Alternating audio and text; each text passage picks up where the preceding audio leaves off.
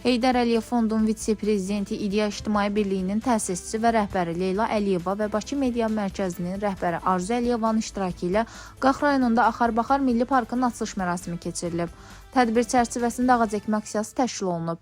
Ərazidə iqlim və torpaq şəraitinə uyğun hesab olunan Eldar şamı, qara şam, adi şam, zeytun, daş palıdı, Arizona sərvi və pirmadal sərv ağacları əkilib. Leyla Əliyeva və Arzu Əliyeva həmçinin Milli Parkın ərazisi və təbiəti ilə yaxından tanış olublar.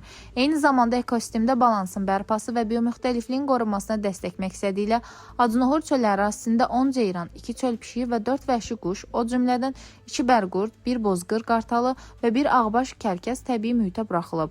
Açılış mərasimi çərçivəsində Leyla Əliyeva və Arzu Əliyeva Əyriçaya 20 min balığın buraxılması tədbirində də iştirak ediblər. Buraxılan balıqların 5 mini ferol, 15 mini isə sazan növünə aiddir. Qeyd edək ki, Axar-Baxar Milli Parkı Prezident İlham Əliyevin 2025-ci il 14 iyul tarixli sərəncamı ilə yaradılıb.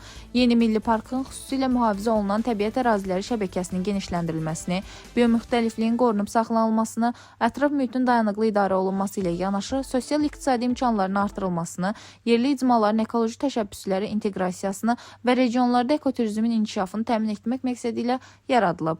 Dilbər Vüqar qızı, Bölgə TV.